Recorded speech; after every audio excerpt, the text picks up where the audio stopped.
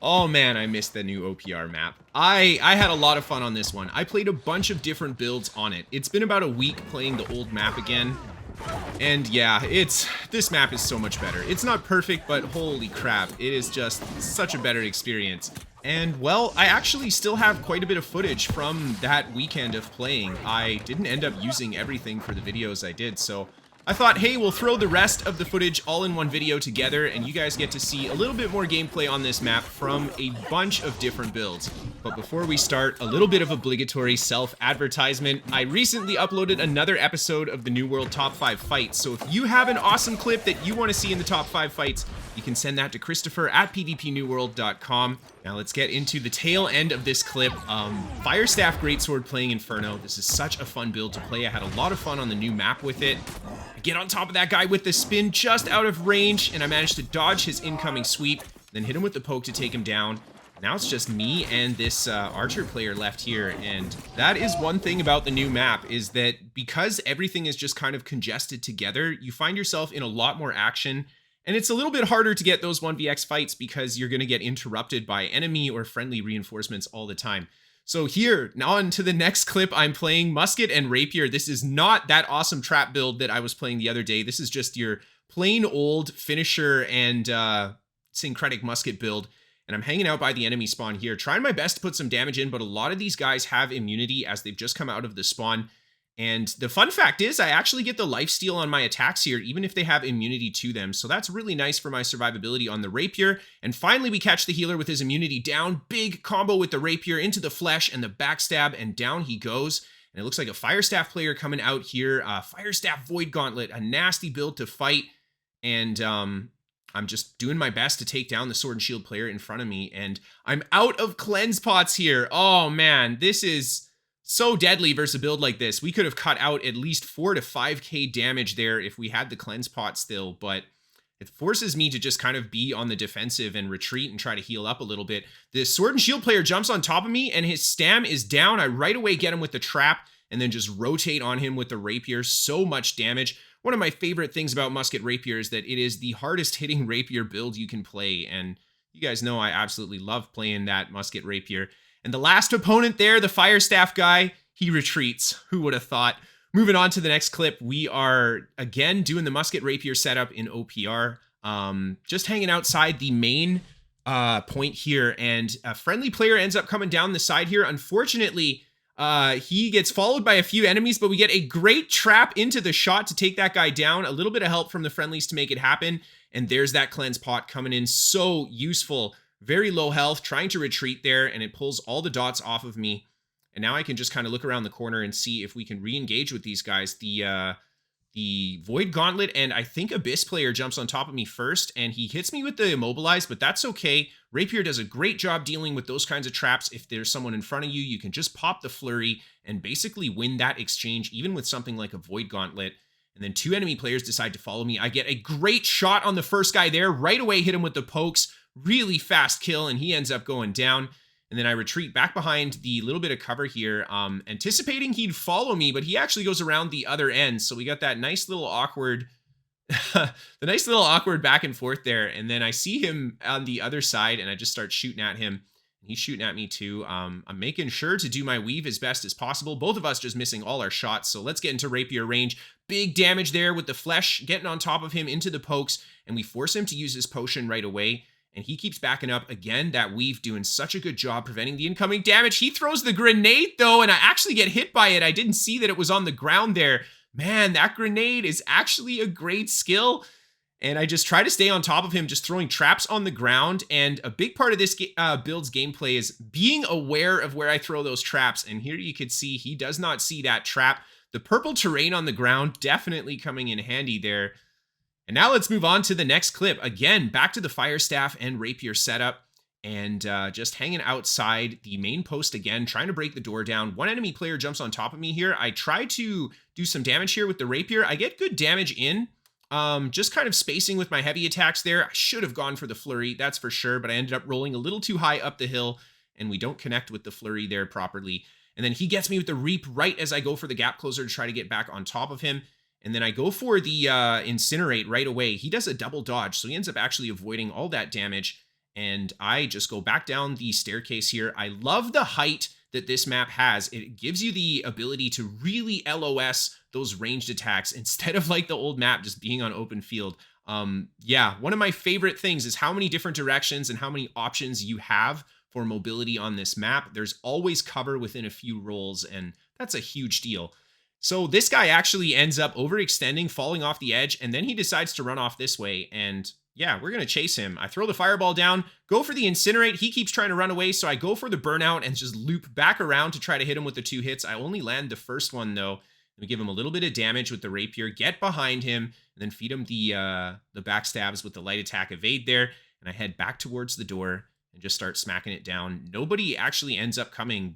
I am on the other player's spawn side, so kind of lucky, I guess, that nobody ended up going for the attack from behind there. I do get inside. I try to get on top of the blunderbuss player right away. I managed to stick to him well with the rapier, getting good damage in. And as soon as I have my skills on cooldown, I just back up a little bit and switch to the fire staff. Against the blunderbuss player, you either want to be in their face or you want to be out of the range of that gun.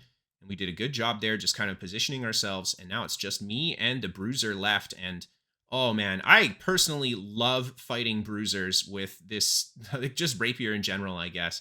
I don't know. I feel like whenever you're in melee range, rapier is the best weapon in the game. It's just so fast, and if you can read your opponent correctly, nothing will beat you at that range. Maybe a well-played hatchet player, because hatchet is very quick too. We managed to force this guy to retreat, and he goes outside to heal up, and 2 more players end up coming in. I right away go for the burnout on the lower health player there. I do land the fireball as well, so we get good damage into him, and then I switch to the other target in front of me just to absorb that damage and just do a bit of damage to him with the flurry. And there's a well-placed incinerate as both players get on top of me. Again, we go for the flurry pokes, quickly evade out of that to keep our iframes up.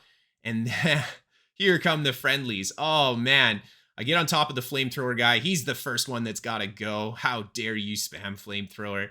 And yeah, this is just some very pretty zerging from the friendly players and me here, but that's okay. We end up cleaning up the flag here, and then I head back outside, and there's a lot of enemy players out here, a few friendlies coming into the fight as well. I roll down the hill and then go for that burnout. I miss the incinerate on everybody on the door, but that's okay. We get a great backstab on that player there, and we end up taking him down.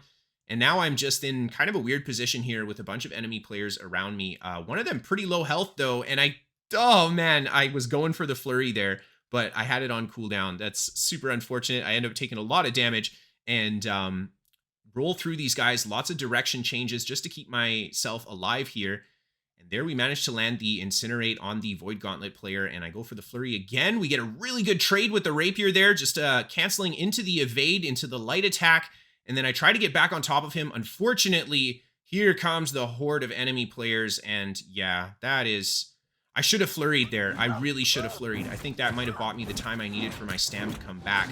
Now, moving on to the final clip that I have for you guys. It is back to the Greatsword Rapier build. This one was a ton of fun, and honestly, on the old OPR map, this build would not be near as fun.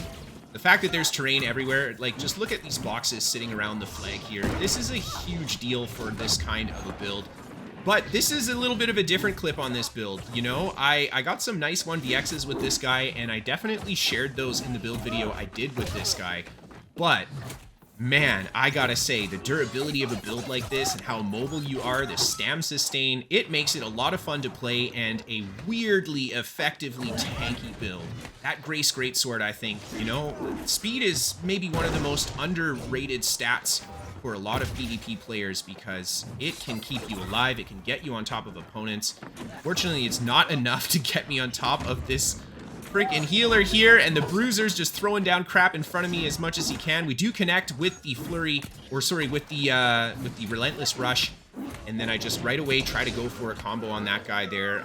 Just put some damage into the Bruiser, forcing the healer to use his heal, and then try to go back to pressuring on top of him. But this healer, man, he is just... Not only is he continuing to run away, but the Bruiser is just sticking right in between me and him. So I turn around again, try to put a bit of pressure into the Bruiser. My goal is not to kill him, but to just take a little bit of pressure off of me so I can get on top of that healer. Look at that. We've got a third, a fourth player coming in. And this is where I think this build shines. It is just so good at moving around, so good at kiting players, and very hard to put down when you play it correctly. There we get actually really good damage into that Musket blunderbuss player. He turns around, throws the grenade at me. Oh man, I think I end up dodging it there, and more enemy players coming in. It looks like a friendly in behind there too, and I just do my best to sit on the flag and do as much damage as I can here. I have the greatsword heavy attack block up, but he shoots all his shots in between my blocks, so I still take full damage there. Retreat back up to the top and quickly chug a couple potions and see where these guys are going to go. Nobody really follows me. Only this guy follows me, and that's actually who I wanted to follow me up here because he's the squishiest target. He blows his stamina. There's the heavy attack, and we hit him with the second heavy into the crosscut and the healer, man. I think there's 2 healers here. Oh, they're just going to ruin my life and make this such a hard fight for me. Looks like 6 enemy players in total on this position here, so I go around the outside here. I love how there's a little bit of a wall in between the exit of the doorway there. You can use that for LOS. I get great damage on this guy here too, but again, the healers just make it so I cannot pursue that kill. And I retreat back up to the top, and the whole goal here with this kind of a build is to do a bit of a peel, see who will follow me, and then try to put the damage into them when they find themselves away from the rest of the group. And I do my best to just kind of fence these guys at the door. The greatsword's such a good weapon, not only for that mobility, but the amount of healing that it pulls out when you use it. Super invaluable in these kinds of fights, and 2 enemy players end up following me, so this is perfect. We land a nice heavy attack there. I go for the crosscut. We get good damage again. There's the healer, man. The second healer, it looks like, up top there too, and this is a very frustrating fight for literally anybody. I don't know. You'd have to be absolutely pure glass cannon to be nuking people in this kind of a situation. So again, I just do my best to fight them. Probably should try to peel away again and catch the healers alone. Here I actually go through the group, and I do manage to catch one of the healers by himself, but unfortunately, he ends up retreating away. The other healer and him healing each other up, and we've got some friendlies in here coming into the fight, and that's good because this fight is probably not going to go my way if I try to stick it out like this. I'm still fighting these guys alone, though. They're all standing on the flag, flipping it, and they're just watching me fight this group. One of the friendly players actually comes out to help me, and here's the second fire staff guy coming to help as well. And that's perfect. We can catch these guys with some combos now.